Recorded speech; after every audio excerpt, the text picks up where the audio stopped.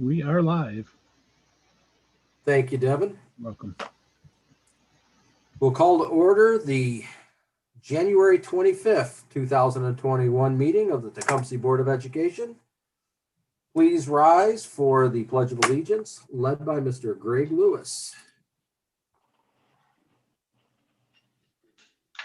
I pledge allegiance to the flag of the United States of America and to the republic for which it stands, one nation, under God, indivisible, with liberty and justice for all.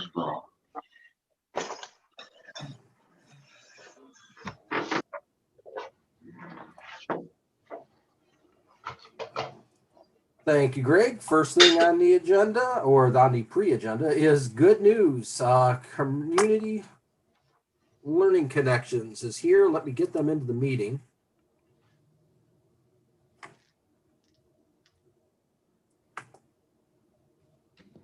There she is.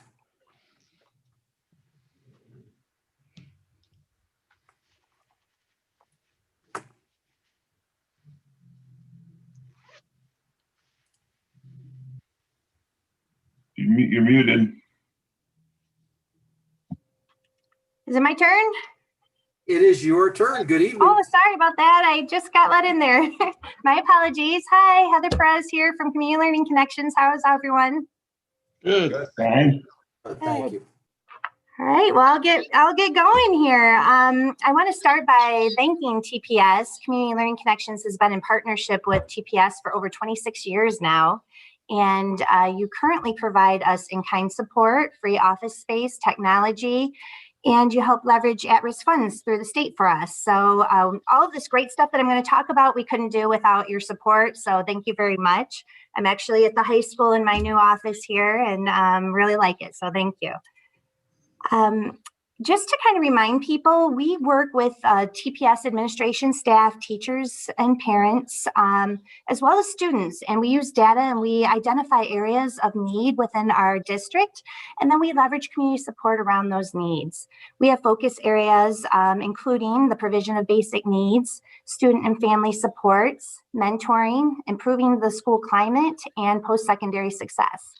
We have staff in all 6 buildings working to provide evidence-based programs, and we case manage over 400 students throughout the district. So the provision of basic needs is really like the bread and butter of what we do. We are handing out over 90 Friday food packs a week right now, and we anticipate that going up next semester as more kids get in the building. We also have 100 dairy boxes that we've delivered since the beginning of this school year. And those are donated through Gloria Day, and they have 2 kinds of meat, milk, cheese, all kinds of things. So those are going to our most at-risk families. We delivered 17 full turkey dinners for Thanksgiving, and that's through our partnership with Suburban Chevrolet of Clinton, the Veggie Mobile, and Aramark even provided pies this year for us. We helped 12 families get adopted for Christmas. We had 4 students participate in the Shop with a Hero. And then we also handed out 80 bags of food through Bush's over Christmas break.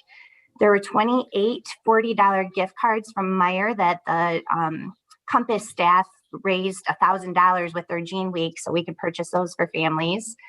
And then we also handed out $2,000 worth of Bush's gift cards. Thank you to Bush's and I-92 Ministries for helping with that. So our families were well taken care of over the holidays. We have had, it's been overwhelming with the requests this year for clothing, shoes, and boots. And I'd like to thank our community. Whenever we put something out on Facebook, everybody kind of rallies and gets us what we need. And we do have some funding to be able to purchase new items if necessary. And I wasn't even aware of this, but new students in the districts always get a goodie bag from us too. So that's something that Mrs. Hook started for kids that come into the district. We're currently doing weekly check-ins across the entire district. There's a growing number of families that have critical needs, including concerns about losing their power. So we're able to kind of leverage those community resources that we have and connect parents to what they need. Our grad coach has been very busy at the high school. She just completed all of the senior meetings, and those consisted of credit checks and discussions about future plans and also connections to how to fill out FAFSA and scholarship opportunities. She's helping with weekly check-ins with students needing extra support. And she also meets with our counseling department daily to lend additional support wherever needed. We're helping grow. There's a new tutoring program that just started a couple weeks ago, and we're helping grow that program. Students are tutoring other students. It happens on Wednesday. We know next semester there's going to be a lot more joining. We're helping, we're finally getting the UMatter picks now that we're getting more students in the building. So we hope to get our freshmen in here and we can get those UMatter picks up in the hall for everyone. And we're also helping with career development with the new Zello. There's been quite a bit that we're doing. We have our Voices for Change students that are just going to start previewing the program and providing feedback so we can help the counseling staff kind of roll that out. It's a K-12 program. It's actually, it takes over the career cruising that we used to have. We also are very concerned about service here at CLC, and we have still found ways to keep kids engaged, even though we can't do as much in person. We help facilitate Builders Club, which is 5th through 8th grade, and the Key Club at Tecumseh High School. So we did over 40 yards with Rake a Difference this year. I really worked with the Department on Aging to get our most at-risk families. We participated in the Salvation Army bell ringing over the holidays. We helped with the Kiwanis Flag program and also making Valentine cards for Cambrian and shut-ins and our elderly in the community. Our Make a Difference Club at Compass has been really busy too. They did cards for veterans. They also did 500 cards over the Christmas holiday for shut-ins. They have pen pals at Cambrian that they're keeping in touch with. And they also did some origami art to display at the library and donated 45 books to the library. We also are helping with the learning gardens and hope to get the greenhouse behind Compass Learning Center up and running. We were able to purchase new greenhouse panels, and it's our goal, hopefully, this spring or certainly by summer, to be working on that. Our Family Nights Getting Ahead program is still up and running. That is our financial stability for families living in generational poverty. We had to finish up our group virtually in the fall, but we just graduated our last group and just received funding from United Way of Lenawee and Monroe to be able to offer another class here in the spring. That will occur virtually, but we are still bringing foods to families and activities so their kids can stay busy at home while the parents attend the class. And at Compass, we just finished up last year's Rocks group. We had to postpone it in the spring and just finish that up here in the fall. And we have funding from Zonta of Lenawee to be able to do another 2 groups starting here. Actually, they just started this week. And we're doing smaller groups so we can still do it in person. So we have 6 to 8 girls in a cohort going through the group together. Our Sources for Strength Suicide Prevention, which is funded through Lenawee Cares, has been doing quite a bit too. They, I don't know if any of you saw the chalkboard downtown, but they did the random acts of kindness where they hung garland and had different things that people could go up and just pick an activity and go do something nice for others in the community. We are just starting our Words Have Power project, and that's really about responsible use of social media. And we were able to use some of the grant funding and paid for a guest presenter, Allison Edwards. I think that was back in December, early December. And she spoke to community members about how to help your child with anxiety. There were over 130 parents and teachers that signed up to attend that. The other thing we have been doing really actively this year is we have formed a social media committee, and it's kind of a cross sector of community members and school employees and students. And we're really focused on promoting responsible social media use. In March, we're going to be running a social media campaign, and each week kind of focusing on something different, kind of the why, sharing some statistics on the rise of anxiety and depression. Little things that we can do. Everybody's going to be challenged to do a tech-free zones and things. Week 3 will be promoting kindness. And week 4 is help your kids, run out of resources for parents and things. There's a lot of great tools out there that are really helpful. Even just guidelines on when should you let your child start social media, get on those kind of different platforms. We're helping the SEL director for the district, Lisa Shirk. We're currently reaching out to community members to help record various social emotional learning lessons for our Suite 360 curriculum. and just finishing up a staff wellness grant at the STEAM Center. And we've been able to offer weekly jazzercise and yoga classes and a lot of tips on motivation, stress relief, how to cope, those kind of things. And last week, a week ago today, we handed out our inaugural MLK scholarship. That was in partnership with a lot of businesses throughout the community, and $2,000 was awarded to Noah Manuzak, who was a 2020 THH graduate. And he's recognized for his commitment for promoting diversity and inclusion in our schools and community. And this committee is working on continuing to really promote a caring, diverse, inclusive, and loving community. And I want to thank Amanda Schmidt, who is a teacher who nominated Noah. That was really nice of her to take the time to do that. So I'm wrapping it up here. I don't want to end without thanking my staff: Cindy Hook, Amanda Gibson, Heather Franco, and Tracy Hedrick. I cannot overstate their commitment to TPS students and families. Weekly, they're delivering food and clothing. There's times when we haven't been able to confirm a child's shoe size, and they've gone in and traced the child's foot, taken that over to Tilton and Sons, and gotten shoes for the little kiddos. Pretty much as any need arises in the district, they're there to help, even over the weekends. They're relentless in their efforts to make kids feel worthy and encouraged, and I can't thank them and commend them enough. So my final shameless plug here at the end is for help with funding and talking about our upcoming events. As you may or may not know, Community Learning Connections is funded through fundraising events. We get some grant funding, but we really do rely on the generosity of our giving community. So we have a couple of really cool events coming up. Many of you are probably familiar with our March Mingle. We're shaking that up a little bit this year, and it's going to become the May Mingle. We're moving it to May 15th at the Tecumseh Golf Club. It's going to be outdoors. We're going to have silent and live auctions and food and entertainment. The food's going to be a little different this year. We certainly don't feel right going to our very generous restaurants and asking them to provide food for free when they've been hit so hard by these challenging times. So stay tuned. We've got some different ideas for what we're going to do to feed everyone.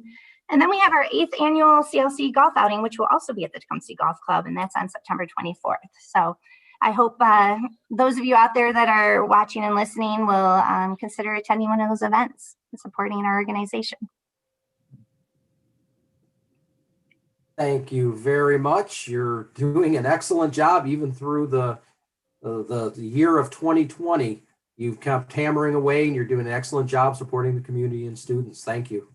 Thank you. We had to get creative, and we're dropping off some of our service projects. We're dropping off projects at home for kids, but I commend the community and the staff for really working together to do what we can. Thank you. That's a pretty impressive list. That's an extremely impressive list. I can't believe you have a staff of 5 of you is all? Yeah. Yep. Wow. That's amazing. It's really the community coming together too. We couldn't do any of what we're doing without the help of our volunteers and our generous community. But we're very blessed to be here working with everyone, and wouldn't want to do anything different. Well, thanks so much for the report, Heather. I think all the members here know, as many of the people in the organization do, you can't put together a points of pride list for Tecumseh Public Schools and not have every one of those items impacted in some way by CLC and by your staff. So we really appreciate everything that you do for us and how that supports our students. Thank you so much. Thank you very much. Appreciate it. Have a great night. Have a great night.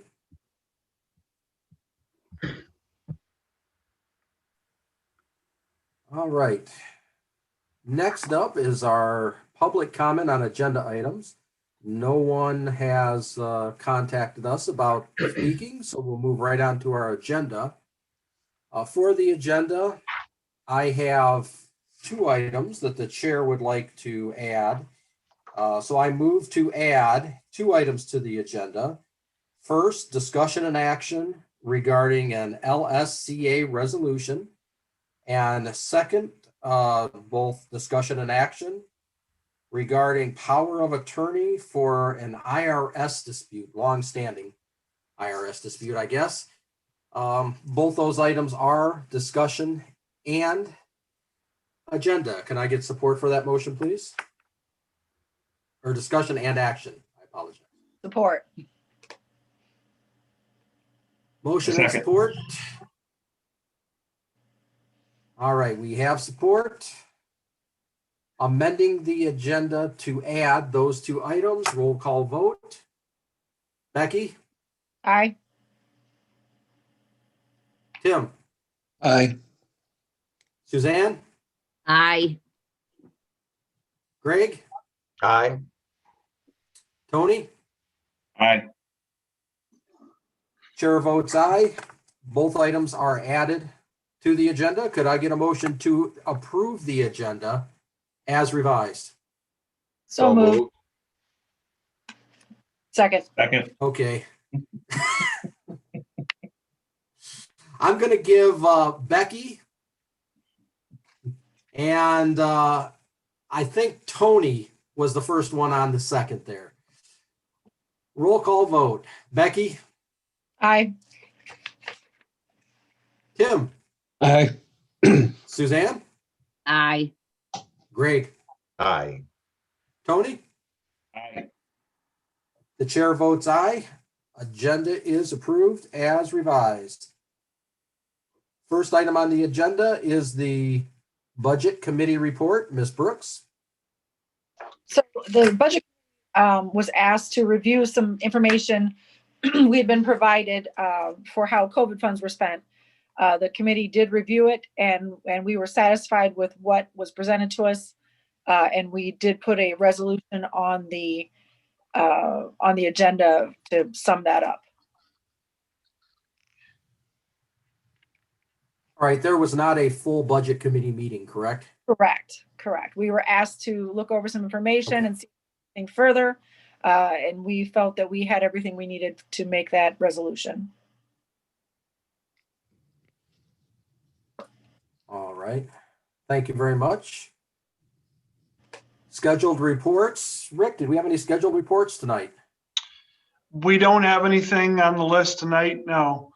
I just wanted to say thanks to the chair and to the members for amending the agenda. Terry does a great job of making sure that we have an up-to-date agenda, but we had a couple of things. One came in late Friday afternoon and one this morning, and tried to provide enough time for members to take a look at those two items. So if you have additional questions, we're certainly going to try to answer those tonight. Thank you. All right, and that'll bring us right to our discussion items for tonight. First item on the list is a review of the 7000 series policies, which I believe we had a policy committee meeting on this. We did. We bit way more off than we could chew. We listed that as policy 7, 8, and 9000. Took us about an hour and 10 minutes to get through all of 7 and part of 8000. So we'll get back together and try to get the 8s and 9s to the board for final review. Suzanne, who's the chair of that committee, was not able to attend. Tim and Tony were able to be there. Is there anything that you guys want to bring to the attention of the board? There's only 2 items in the 7000 policies that committee members suggested to change. Neola suggested a $500 limit for items that were donated to come to the board for official acceptance. It was suggested by the committee that be lowered to a $100 donation level. And I agree. I think that it's kind of nice when people make even small donations that they are thanked by the board and that comes before the board. So I certainly would support that change. And then the second one was just to not include an entire policy. Terry, what was the policy number of the item that we're asking to? 7460 on conservation of natural material dealing with recycling. Recycling, yeah. The policy wasn't exactly in line with some of the things that we like to let. Usually it's student-driven parts of our organization get involved with. So the committee recommended just not including that in our board policy manual. But aside from those two things, Tony or Tim, anything else to add? I think that covers it for me. So the question, I mean, I don't know, Greg, if you got your question answered. Is it possible for the rest of the board to see all the markups that we saw? Because if you go to the documents online, it doesn't show the red markups like we see in this 4A document. Yes, Tony, the rest of the board should have had that in their document packet tonight, I believe. Let me double check that. Yep, yes, indeed. That came with your board packet. There was a PDF that included all the red markouts, the strikeouts, and the changes to it. For every section, not just the two? No, just two. Yeah. No, just those two had the strikeouts. If you have access to the board docs and you go to board policy and then draft, so anything that hasn't been approved is considered draft policy. But if you go in through board docs and look at the draft policies, then you can see the edit marks for either deletion or insertion into the policy. And those are the portions of the policy that the committee was reviewed. The process starts, of course, with Neola. They make suggestions. Terry and I review the suggestions. We pass it by any principals or department heads that need to have input. In this case, there was also some input from the school resource officer, Devin, in technology. He and I went through a portion of it. So there are quite a few I's that cross over those. And then finally, it goes to the committee and to the board for review. As a reminder for the board members, you do have to log in with your board member ID and log in to those board docs to see the draft documents. Oh, that's why I couldn't see them. All right. I mean, I reviewed them during the policy meeting, but I couldn't go back and see them. You have to log in. That's the problem. I logged in and I didn't see them. You have to go to the draft section and be logged in under your Okay. board member ID, and you can see exactly what you saw during the committee or for Tony, what he saw during the committee. And you'll see the draft documents with all of the strikeouts. And what Tony's talking about, Greg, is in that policy, they have choices. So a school district can pick choice A, B, or C, and it tailors the document to their specific situation or district. So Maybe in this Terry, case, maybe Terry can send us those directions again, because I missed the board meeting and I apologize for that. I'm just so busy at work right now, but I tried to get on, and of course the website looks a little different now. So of course, and I'm old, so I'm trying to maneuver my way around. So if Terry could send us all out the directions again, like she did that one time, I will do that. Thanks, Terry. thank you, Terry. So Kevin, then you said it's what Tony saw, but all of us, if we go under drafts, any of us that are on the board can see that same. Yeah. Okay. Yes. All The right. same, what's presented to us at the committee meeting is that draft, and you have to go to the draft section.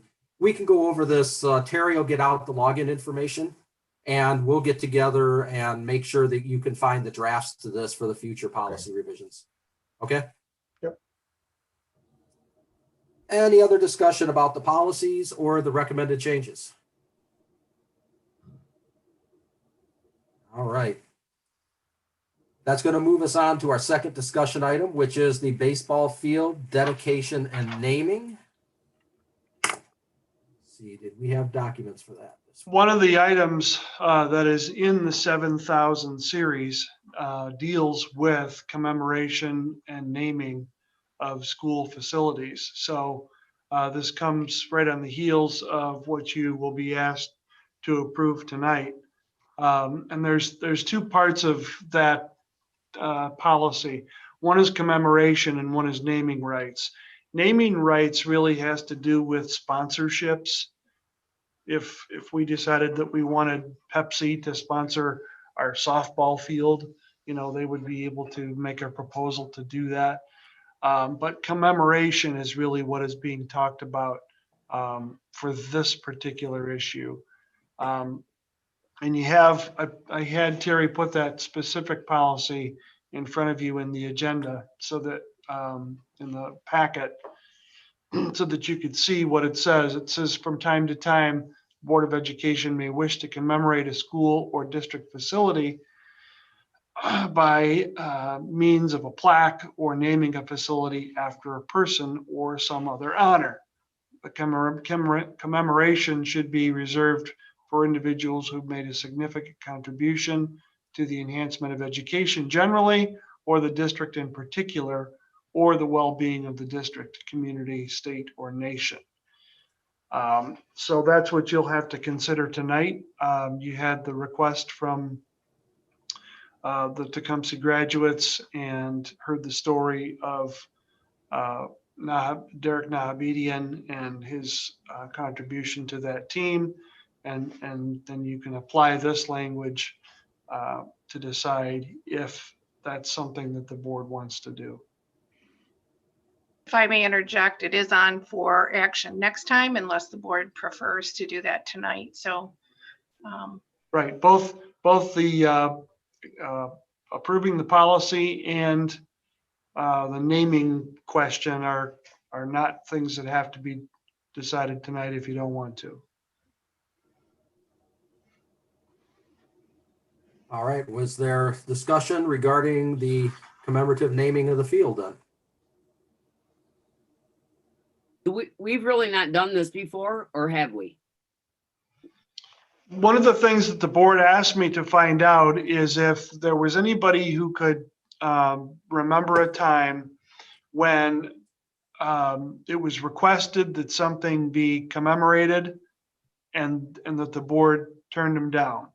So I had another meeting last week with members of the Schools Foundation and Ray Schmidt, who I mentioned at our last meeting, somebody who might know, and some other longtime Tecumseh residents.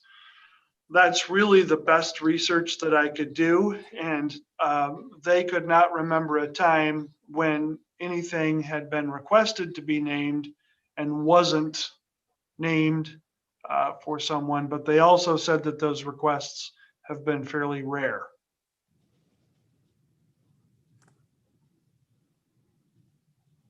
Thank you, Rick.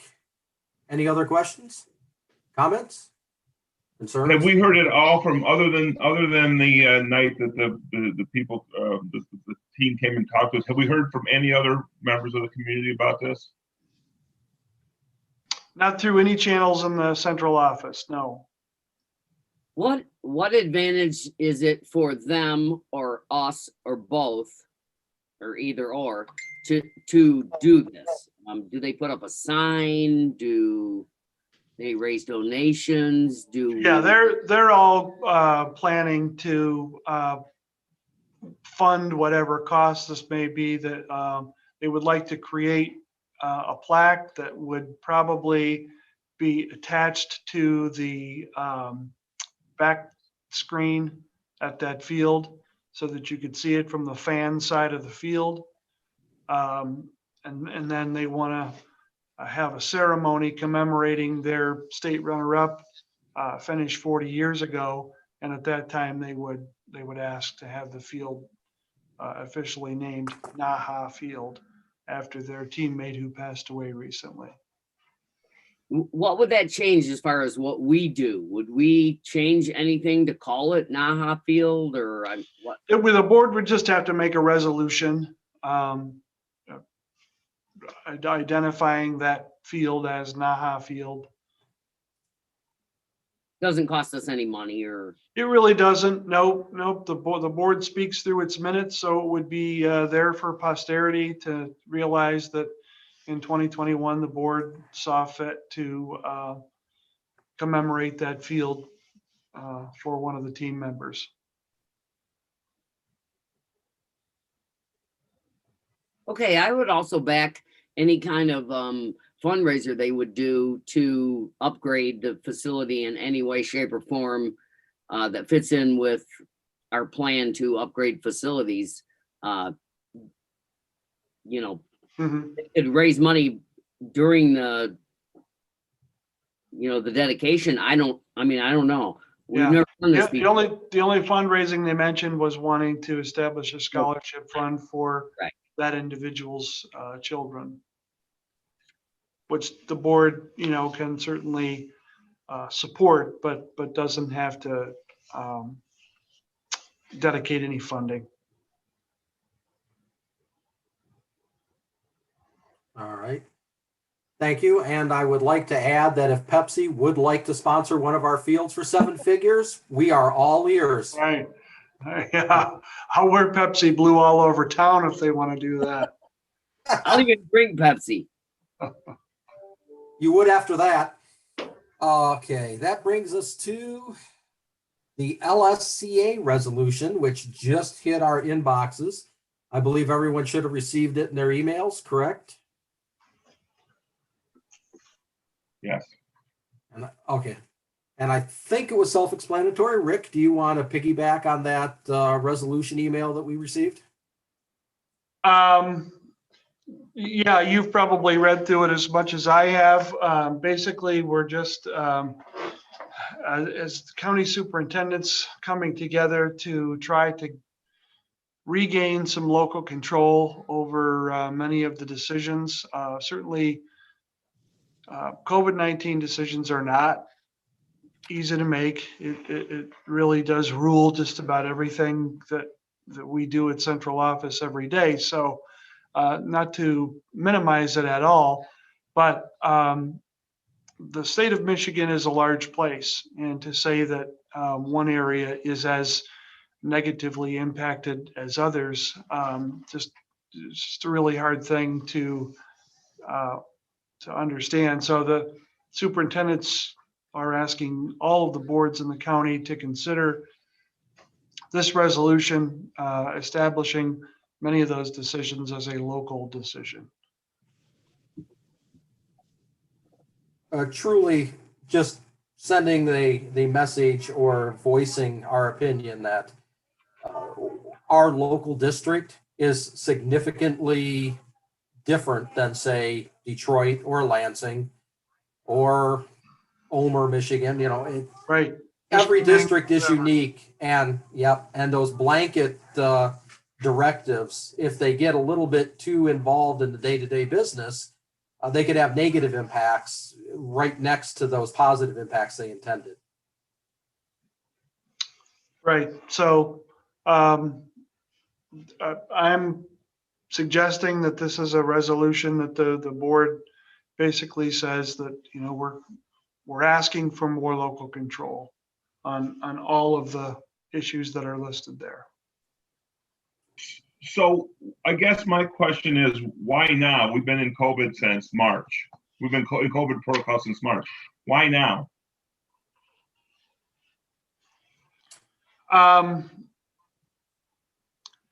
The group of superintendents who brought this to the whole group have been working on this.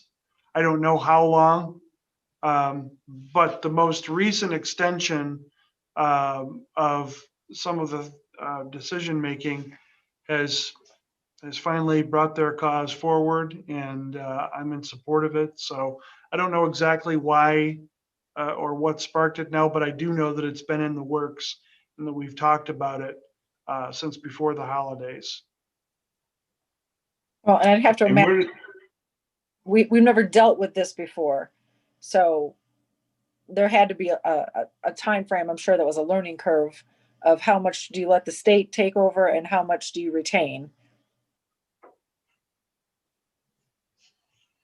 Sure, I get that. It just, so, I mean, when we do this resolution, where does it go? We send this to the governor or the health department? Yeah, I think that it'll just be sent to state government and something for them to consider. The meeting that I was on today included State Senator Zorn and Representative Colley, who are also in support of this resolution. So we do have some carriers that can take this information and put it in front of the people that make decisions. I noticed there wasn't anything in there about athletics as well. To let these kids go back and play. No, I think it does mention that, Tim. Doesn't it mention Did it? next? Okay. It is Maybe actually I skipped over it. page 2, second paragraph. Okay.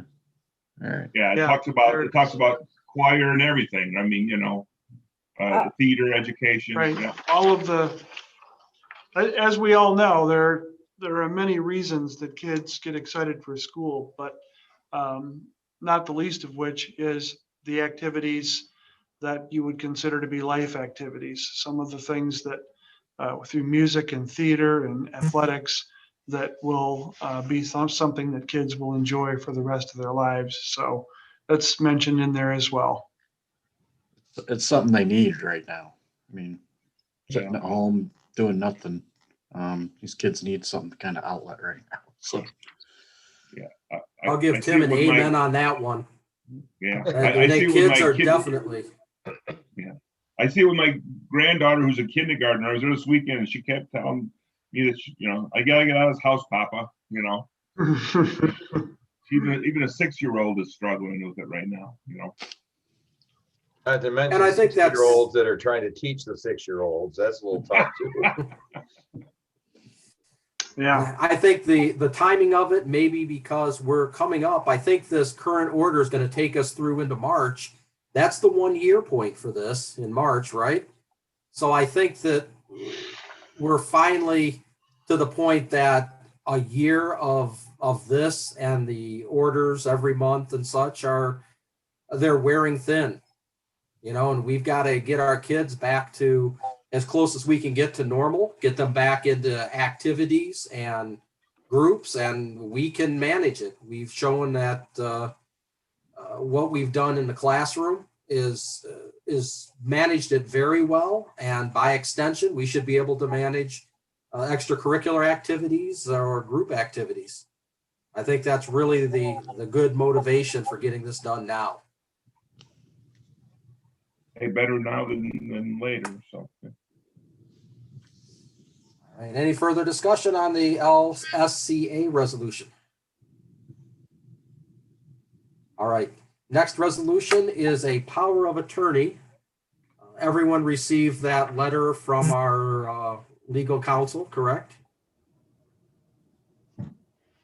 And it's a standard document. We're assigning power of attorney to the district superintendent to act on behalf of the board in this legal matter with our attorneys. So there's nothing groundbreaking here. Any questions, concerns, or discussion? you might want to explain it a little bit more to the public so they understand what this really is. So I don't think we're in some kind of major litigation. Right, yeah. Here, so Kelly, you want to give a summary? Absolutely. So back in 2013, the state took a look at its health insurance that's get provided to retirees of school systems, and it was underfunded. So what the state, in their wisdom, decided they would assign a 3% wage tax on all school employees, which was taxable. The state was then subsequently sued and said, you can't do that. You don't have the authority to do that. And the state came back and said, okay, we don't have the authority to just sign this, but we'll give employees the option to opt in or opt out of this insurance. If the employee decided to opt in, they were assessed this 3% fee on their wages. And at the time, there was some question whether there should be pre-tax or post-tax, or so taxable for the employee, or us ultimately said this was non-taxable. There was some question. They were trying to reach out to the IRS and get an official determination for that. And then this is the results of this long negotiation process. They're finally going to come together and have a letter. And all school districts in the state are asked to participate. We don't have to participate, but in essence, it gives the districts coverage should the IRS come back and say, oh, if we're under an audit or if they just change their mind, we are then covered under this agreement. Thank you very much, Kelly. Any questions about that? I'm sorry, Kelly, I think it was my phone cut out. That was regarding the health care benefits. Is that what you The said? healthcare benefits, yes. It's a Okay. 3%. Yep. Thank you. And this was back in 2013 or 2015? 2013, yes. Yeah, that's when it was initially, 2013. like I said, mandated. And then it came back. Now it's optional. An employee can opt in or opt out. But that 3% now is still assessed if you opt in. And it basically is a determination that that 3% is non-taxable wages. All right. Thank you, Kelly. Tim, good call on that. That was probably a good idea to explain that a little bit more in depth. Thank you. Any other comments, questions, or concerns? All right. That's going to move us on to our action items. First action item is the millage. Right, this Becky, is do you have- the quarter mill renewal for the operation of the pool that is attached to the Compass building. Not a new tax, just a 5-year renewal. And we think we've got a February 9th deadline that we need to have this approval in place ahead of, so that we can get it on the May ballot.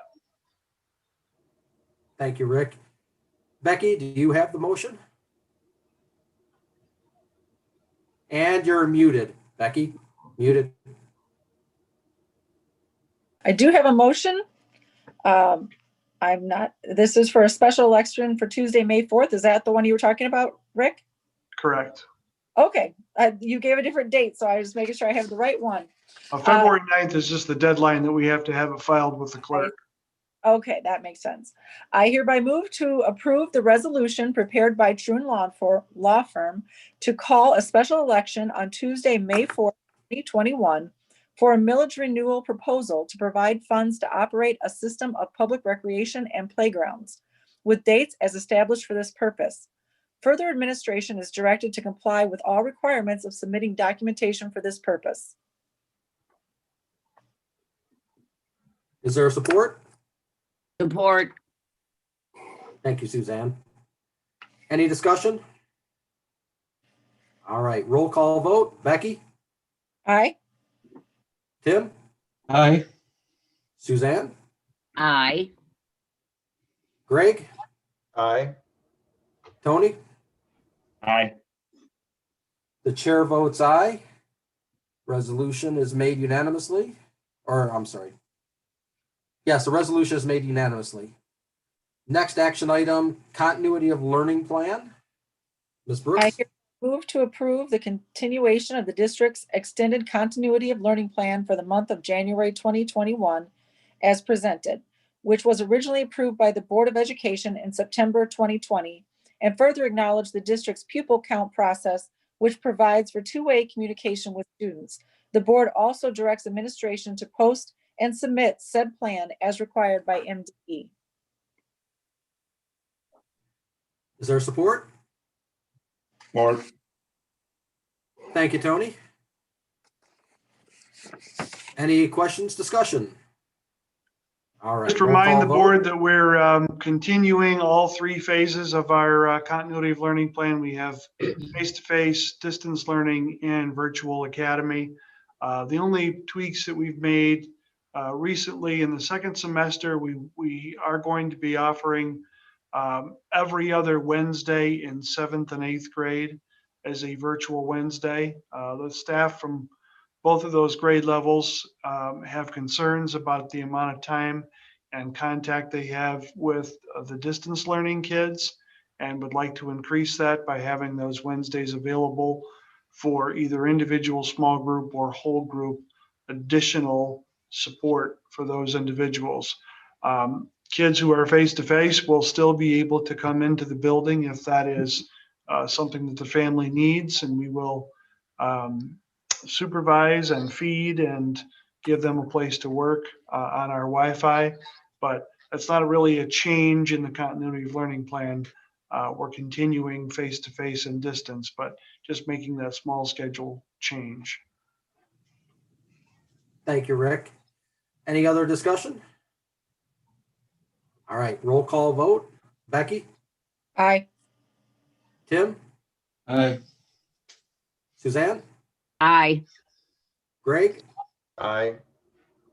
Tony? Aye. Chair votes aye. Continuity of learning plan is unanimously approved. Next action item, resolution for the COVID relief fund. Becky? I hereby move that the Budget Committee requires no additional financial information regarding the COVID Relief Act funds, which were spent based on district policies and procedures. Support. Thank you, Suzanne. Discussion? Yeah, I have a few questions on this. So, because I've asked for the breakdown on the COVID funds and, and I got the list of items and it was like, looks like $450,000 in Chromebooks, $105,000 in licensing fees, $165,000 in miscellaneous supplies, $190,000 in an air purifier. And so my question is, our policy 6320 says it is the policy of the board that the superintendent adhere to the following. Seek informal price quotes on purchases that are under 50% of the amount allowed by the state statute for a single item, which is like 25,000 and some change this year. So it'd be like 12,600 or something. Except in the case of emergencies or when the materials purchased are of such a nature that price negotiation would not result in a savings to the school.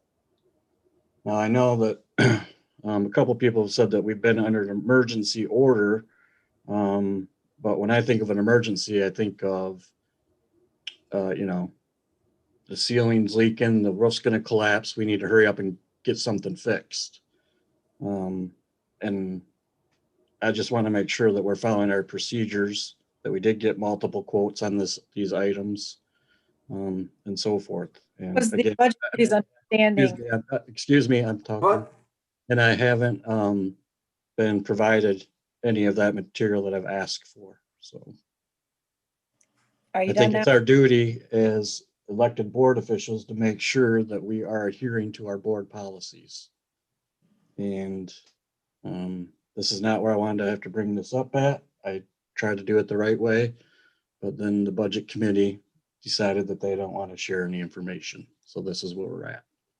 In this case, and in most of those cases, except for the Chromebooks, which we took that on earlier in the summer, most of those items were considered emergency primarily because in the supply process, the longer you waited, the further you went behind in the line. And in order to make sure that we could get our place in line early, we did not follow that process. We went with the emergency language in the board policy that allows the superintendent to make those decisions and then inform the board at the next meeting, which is a timeline that we lived up to. Well, I know we did have a meeting in the summer. It was an 18-hour special meeting notice, so I can't imagine that we couldn't have had a special meeting to at least look at these things. So, but then we actually found out about it in a board meeting that we bought teachers' computers and the meeting we had in July was for $126,000 for Chromebook tablets and another 13 to 15,000 for, and that was a special meeting. So I can't imagine 18 hours is going to make that big of a difference. So that's all I got to say on it. I just I'm pretty disappointed. So, yep. This is taxpayer money, and I don't feel like we did a very good job with it, especially since I don't even know if we got multiple quotes and so forth for this. So, Tim, I have a quick question for you. Were you reading the policy directly off of our website? Is that where you were just reading it from? Yeah, competitive bids. Yep. Purchasing. Okay. You do know that the policy, the 6,000 series, was changed in October, and the this entire purchase was made under the old policy, not the new one. And those were part of the upgrades we made. So some of the language in there changed in a significant way. Not to argue the point that we very well could have and probably should have had more discussion about it. The emergency money was spent in an emergent fashion because we needed to get electronics here because we didn't know if we were going to open up school on time or if we were going to stay in school. That's for sure. However, that the policy you're citing doesn't apply to this money. This it's not, well, technically it's taxpayer money. It came from the federal government from COVID, and it was received and I think expenditured, all but the last of it was expenditured under the old policy. And that was information that was provided to the budget committee when we discussed it, which is why we came to the decision that we did. We were already had a discussion that Rick, in the future, if there were large purchases, would make sure that we knew about it ahead of time. That was already, so there was no point in continuing the conversation. The COVID relief fund spent in a way that we felt was appropriate, and it fell under the old guidelines. And going forward, we have new guidelines. Yeah, I just pulled up the retired policy and it actually said it must be approved by the board. So it didn't say There anything still about- should have been an emergency funding. There was still to meet an emergency in there. Emergencies such as power failure, severe cold weather, or other such natural disaster. So to keep the schools of the district open or to reopen the schools. So I suggest you read the old policy, but because it definitely broke that one. So.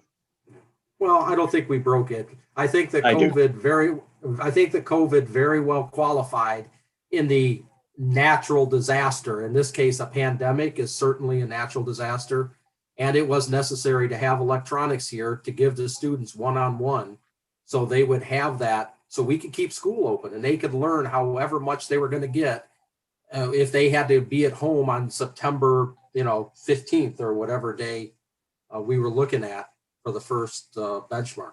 Yeah, there's no doubt we were in an emergency. We were locked down, for God's sakes, for 2 weeks. I mean, I was out on the road in Indiana traveling for sales and was told to go home, and everything was shut down. So we were definitely under. This was this fall, and Suzanne.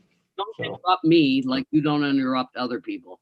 So we were under an emergency, and will we do it differently? Yes, next time. I think we should. We should definitely have a discussion, but I don't think we need to keep splitting hairs on this one over and over. And I do think with the exclusion of the air purifiers, all the information was communicated to the board.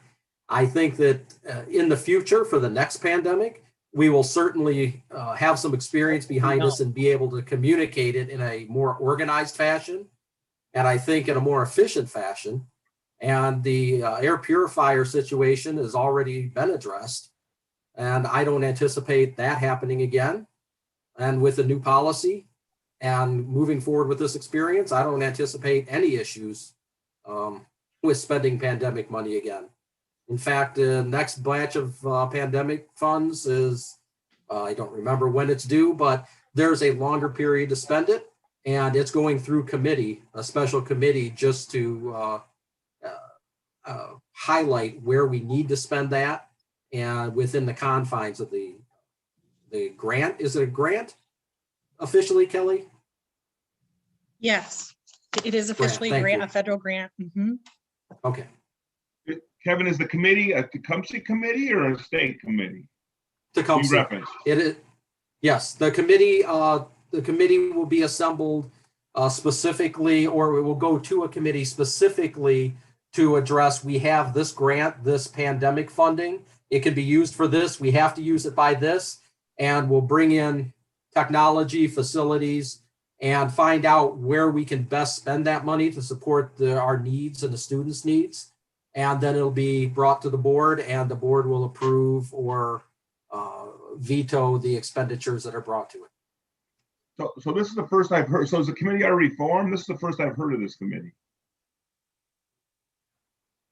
Rick, were you planning on a special? Rick and I haven't talked about it yet. We're not quite to that point. Were you thinking of a special committee for this, or were you going to push it to existing? Yeah, we won't need a special committee. It will come through the budget committee. But I will have a group of administrators and directors who I'm going to be asking for their thoughts and ideas on how this next batch needs to be spent. And then I'll bring representatives from that group to the budget committee to say, here's our priority list. What do you think?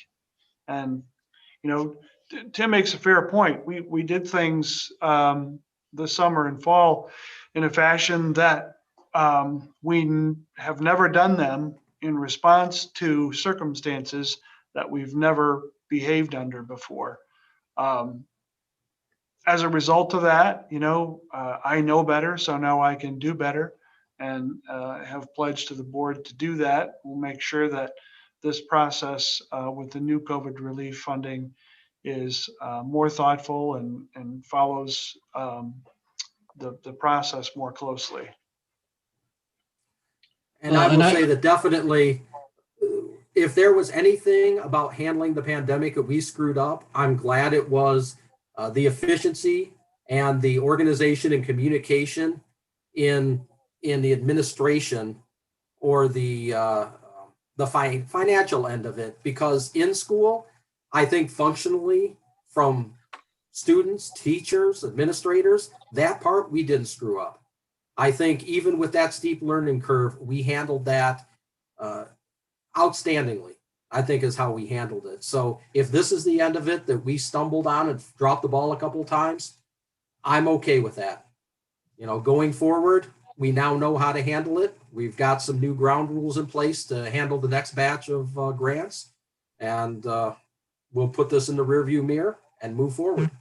And I think it's important to put a fine point on that, Kevin, that these were the COVID funds that were provided to us as a grant for the school. This was not in our budget. No, but they still are taxpayer dollars. And I think we need to at least break it out so the taxpayers understand where we spent this money at.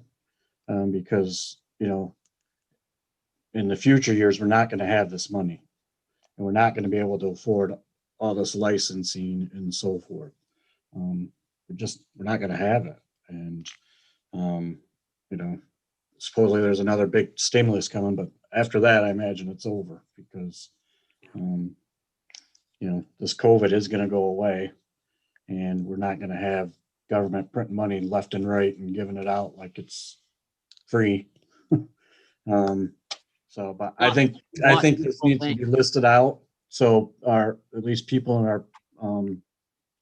in our district understands how much money we got and how much we spent. So they can actually see what their government and what their school is doing with the money. So. I would agree that for the sake of transparency, Tim's absolutely correct that we've always vowed to be fully transparent. I think we've done a really good job of it so far. So if there's questions regarding this, I think it's appropriate that we at least provide the same basic accounting. I mean, it's really not an in-depth accounting sheet we're talking about here. We're talking about a lump sum, and then we're talking about a bunch of computer purchases and notebook cases or things like that. So I think that is not a bad idea to have full transparency with it. We have all that information and have provided it in different forms. I simply asked the budget committee if they needed more on top of what we've already presented, and then they created this resolution.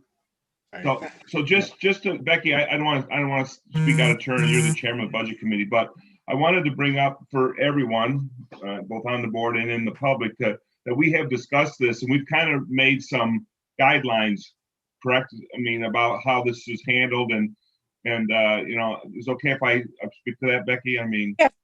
Yeah. So, I mean, we said, listen, if at all possible, we would like, the standard procedures to be followed. That's just good practice, right? But we certainly understand that there may be an emergency. And if it is, Rick has already committed to, and we're going to hold him to, letting us know about it. And it's the next board meeting or earlier. We get updates weekly. So I just think we agree, not I, the budget committee feels that it's just good policy to follow our procedures. And if large, I don't think we need to be told we're gonna buy cleaning equipment, right, or spray, or hand towels. But certainly large expenditures, well, over the amount we've discussed, will, if possible, follow the procedures, and if not, we'll do it, and then we'll keep a separate budget just like this one we've been provided. That's what we've agreed upon in committee, Becky, right? Exactly. And certainly that information has been made public, or it should be made public. It's not a matter of hiding anything. It's just, there's nothing further to discuss on it. The money was spent in accordance with our policies, and we are satisfied with that. So with that, the motion is on the table. Sorry? Terry, did I get a second on that motion? Yes, I did. We had discussion. I had to have a second on the motion. Thank you. Becky and Suzanne. All roll right. call. Thank you very much. Roll call vote. Becky? Aye. Tim? No. Suzanne? Aye. Greg? Aye. Tony? Aye. The chair votes aye. Resolution is made. We have, Becky, do you have action item I do. motions for the others? Okay. So, and let me ask you this. I can do an excerpt of the local Board of Education information, but I'm kind of thinking, because it encompasses so much, maybe we should read the entire thing. Thoughts? I will leave that to your discretion. The entire thing would be favorable. However, I realize that it's a 2-page document. Yeah. So bear with me, folks, but I feel like it encompasses so much that we really need to have the whole thing, if you don't mind. All right, thank you. I move that whereas the Board of Education of Tecumseh Schools is locally elected, this locally elected board that is empowered to conduct the business of Tecumseh Public Schools pursuant to various provisions of the Michigan Revised School Code. Whereas the district has and continues to navigate how best to meet the educational needs of its students in the midst of the ongoing COVID-19 pandemic. Whereas the district has embraced Public Act 148 and the requirements of the extended COVID-19 learning plan, which authorizes local elected school boards to determine the learning mode best for its students in cooperation with local health department officials. Whereas the board has reaffirmed on a monthly basis the learning mode it chooses to extend to students and parents while allowing for parents, staff, and public input prior to public vote. Whereas the district administration has developed guidelines to ensure masks are used, social distancing takes place, and appropriate public health guides are implemented in each classroom, building, and school activity. Whereas the board acknowledges the educational benefits of in-person instruction. Whereas the negative effect COVID-19 can have on the societal inequities of those students the district serves, the district programming has sought innovative ways to address concerns for student learning, engagement, mental health, and safety. Whereas the board has entered into various contractual agreements with its employee groups to support and enhance protections against the spread of COVID-19.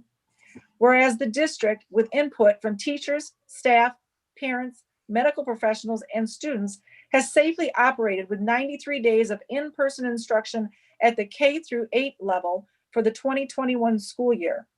Whereas the district consulted with local health officials and followed the board's approved plan, which resulted in either quarantining of staff or students, classrooms, or buildings when local metric and data indicated the need. Whereas the district created a plan that has successfully provided parents with an in-person and virtual option for the education of students. Whereas the district administration has and will continue to incorporate appropriate health and safety protocols and standards to successfully restart extracurricular activities, arts, and athletic programs according to Michigan High School Athletic Association, American Choral Directors Association, and the National Association of Musical Education and the Educational Theater Association.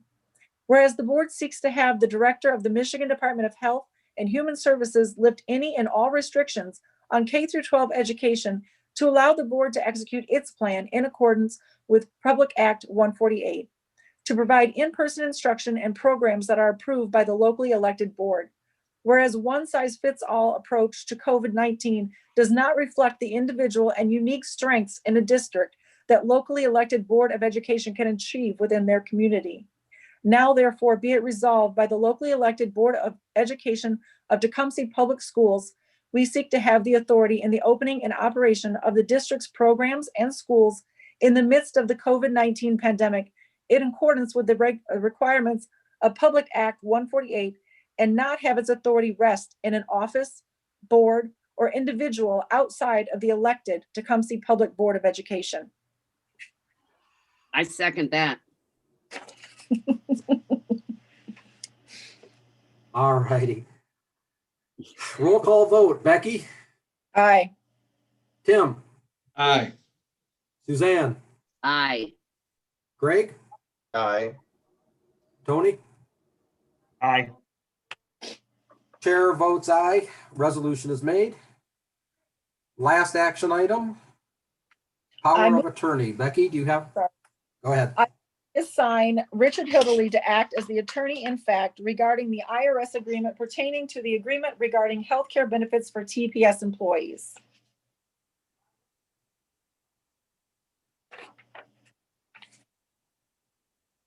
Is Second. there support? All right. Thank you, Suzanne. Any further discussion on this? All right. Roll call vote. Becky? Aye. Tim? Aye. Suzanne? Aye. Greg? Aye. Tony? Aye. Chair votes aye. Motion passes unanimously. Next item on the agenda is the consent agenda. I hereby move to approve the consent agenda, which includes the following items: minutes from the regular board meeting of January 11th, 2021.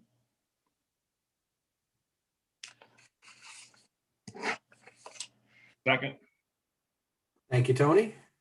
Roll call vote. Becky? Aye. Tim? Aye. Suzanne? Aye. Greg? Aye. Tony? Aye. Chair votes aye. Consent agenda is approved. Next item on our agenda tonight, superintendent's report. Rick? Yes, thanks. Just a couple of things to mention. First of all, the LISD budget planning meeting is coming up on February 18th at 6 p.m. They have extended an invitation for the board to have a representative at that meeting. My assumption would be that would be the chair of the budget committee, Becky. But if the board wants to direct another individual, that would be fine. We just have to report who's going to be representing our board at that meeting. So if it's other than Becky, Kevin, please let us know. The AER, or the annual education reports for our buildings, coming up due on February 15th. So those will be on our transparency website coming up in the next couple of weeks. And then a more in-depth topic, the superintendent's goals for 2021. This came out of a discussion, and Tony asked a great question about the goals for this year. The superintendent's goals are basically the goals for the board, the things that they want to get accomplished. And we run these in a calendar year so that the superintendent's evaluation can be done by a full sitting board from January to December. Now, the superintendent's evaluation this year was postponed until May because of a lack of data. But it really shouldn't change the process for setting goals for the new calendar year. So just want to report that out of that discussion, what I will be doing is establishing some goals for 2021 for the board to approve. I will bring those to the first meeting in February. Some of them will be carryover because we didn't get everything accomplished in my first round of goals. One of those would be the reorganization of the district.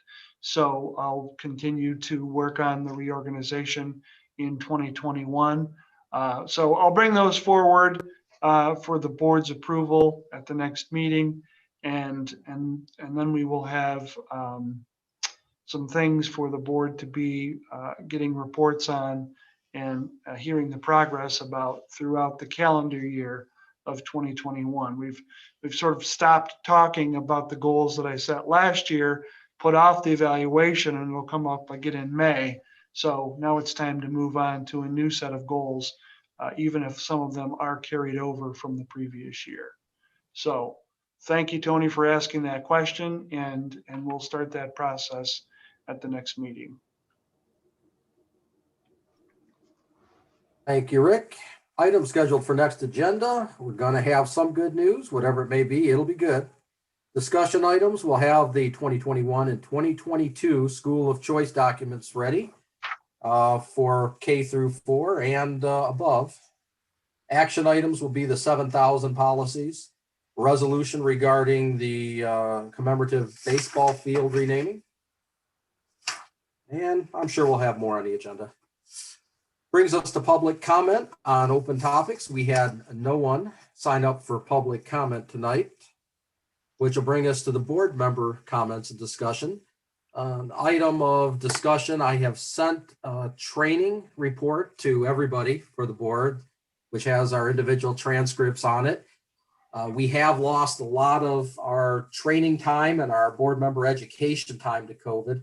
It seemed to hit, I think Becky and I made it to the Winter Institute, and then COVID hit, and it pretty much shut down not only the in-person individual training, but it shut down the planned group training we had for the district over the last year. So anticipating that possibly this spring we'll be able to get back to the group training. I know that MASB is offering some things, a limited selection of classes online.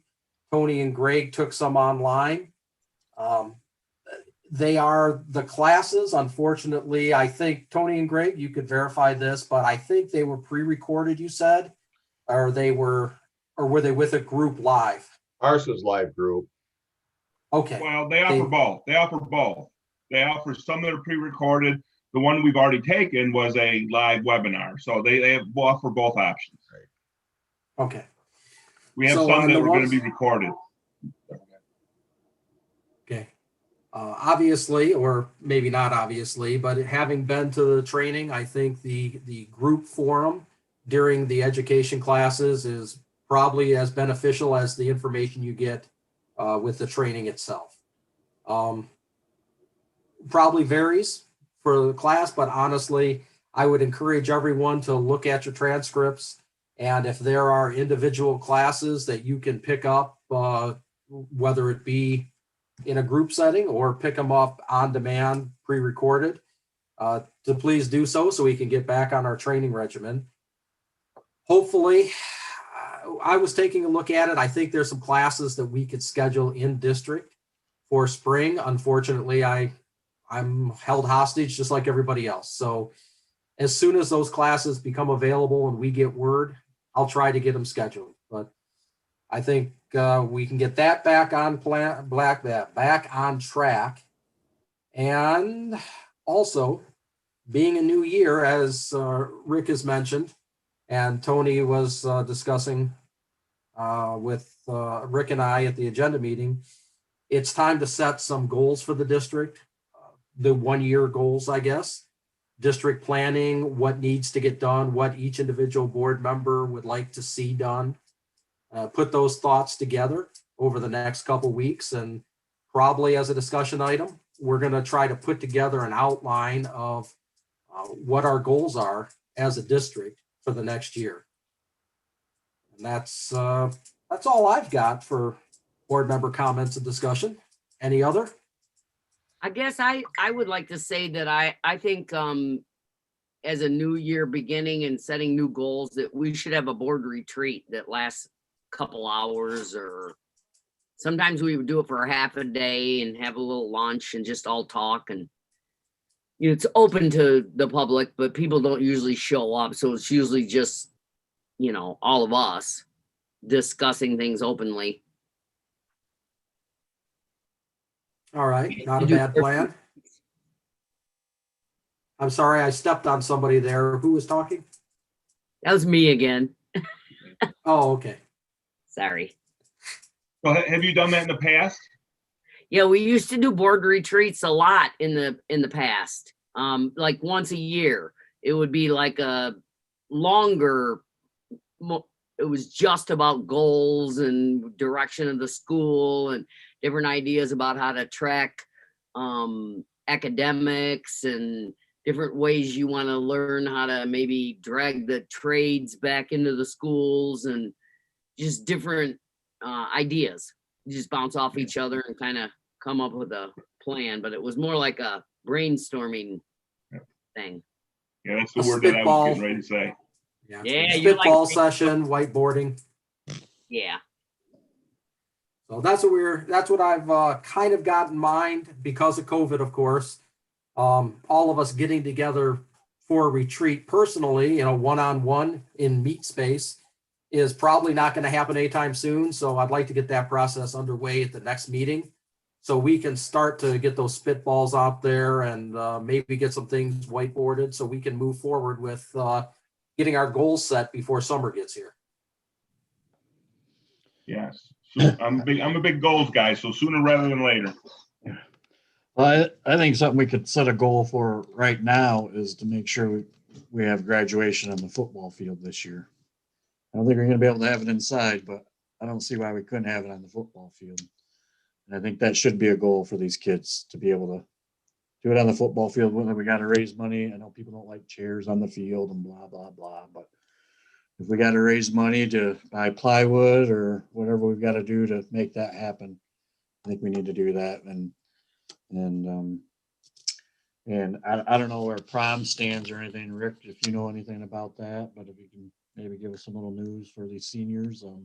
Yeah, we've had some parents reach out early this year. You know, last year we had to make those plans on very short notice. But just around the holidays, we had some individuals reach out that wanted to start planning what some of those large mileposts might look like. So Dennis and Greg are working with that group of people to come up with ways, and then, you know, respond to whatever the health department orders are and how we can do things. So yeah, there's a group that are working on those topics. On that note, I think that last year's graduation, the drive-in theater style graduation we had was, it was done very well. And I think that was probably an outstanding job given the circumstances we had to have it in. Yeah. I'm hoping that by the time we get to graduation this year, that we're not so locked down, that we're a little bit freer and we can have it in a setting that allows more family, something more personal than sitting in your car watching it from afar.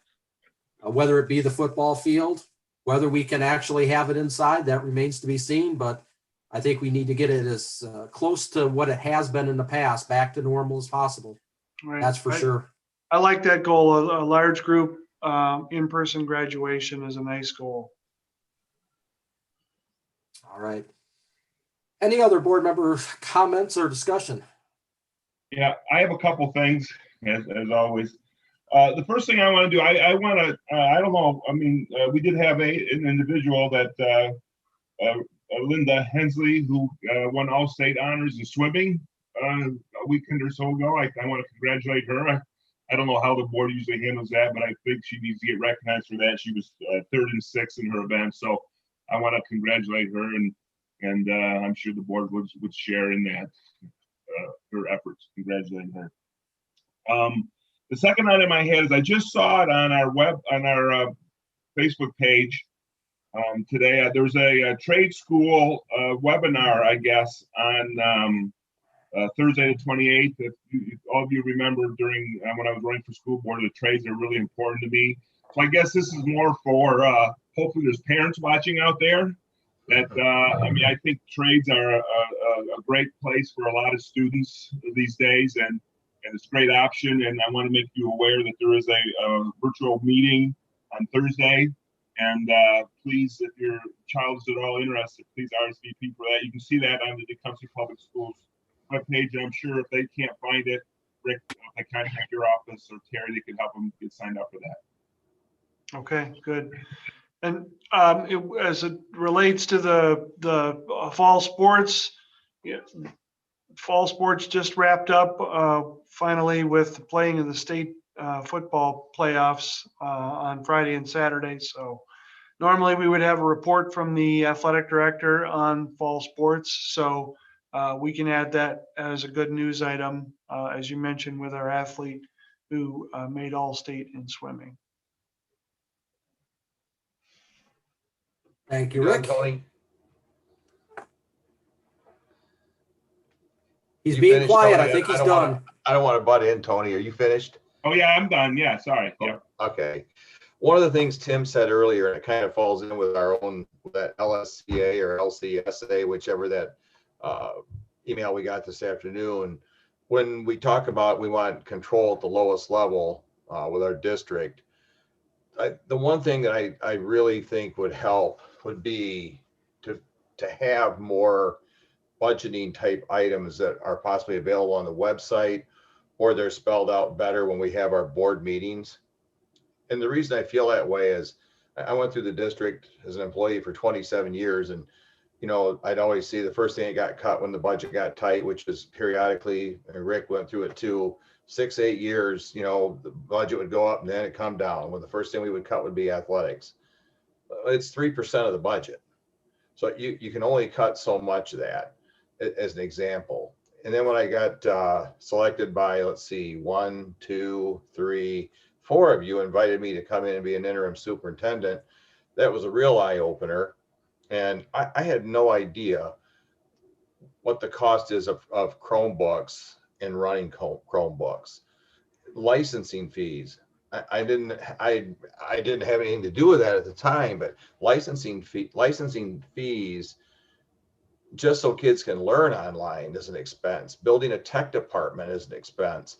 So when that stuff gets costed out, I mean, I agree with what Tim said. There are taxpayers. Some of that state money, some of it's local money.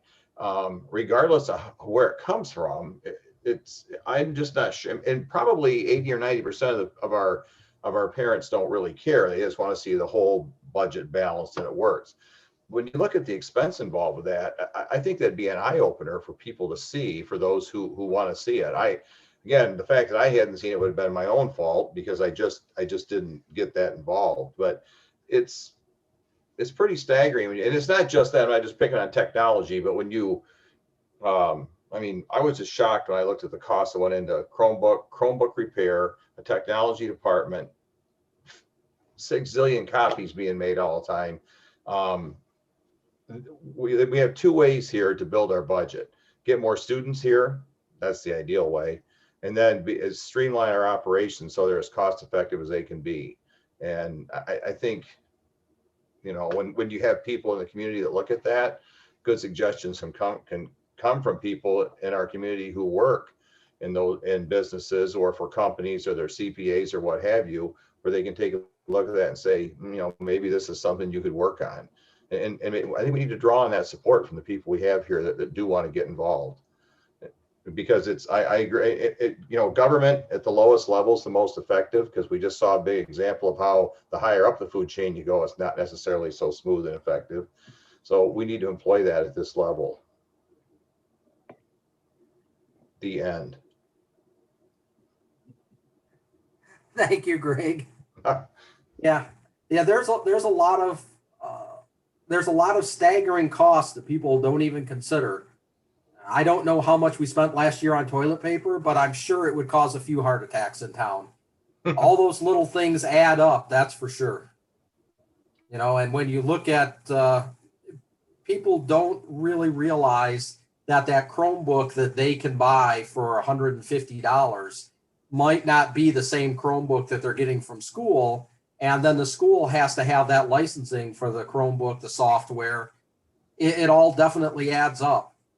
It seems like the money we saved in textbooks moving to digital was spent 2 times more in licensing fees sometimes. So transparency in that regard, I think, is a good idea. I think all the documents are available as far as our budget reports and such to the public. However, putting it in a readable format is definitely taxing. Kelly does a pretty good job for us, giving us both the detailed and the Cliff's Notes versions. That may be something that we do produce on our website in the future. I think that's worthy of discussion at our next meeting when we're talking about goals for the district to get a little bit more in depth in it. Well, I really All like right. this idea of a board retreat that you mentioned, or maybe it was Becky that mentioned. I don't remember who said it. Maybe Suzanne. But the idea of a board retreat would be good because I mean, it's sometimes I know for Tony, at least I had a few months working for the district over a year. I mean, as an employee here, but I know Suzanne, she lives around the corner. Other than that, I didn't know anybody that's on the board now. Well, Tony, but that prior to that, I really didn't know anybody until I guess Mike McNamara too, because he was on the board when I worked here. But sometimes it's hard to work together I think it's hard to work together when you don't even know each other, and kind of because of the Open Meetings Act, that's difficult for us to do. But understanding each other and where we come from and points of view would go a long way towards trying to build better committees and having better communication.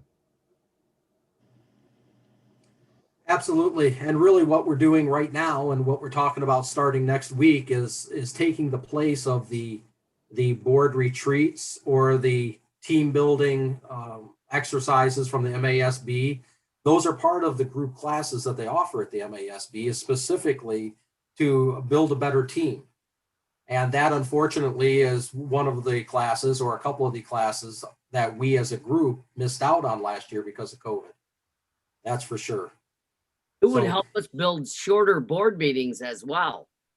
Oh, that'd be me. If I would just shut up and get it over with. Let's keep moving. All right. Any further discussion or comments other than Suzanne?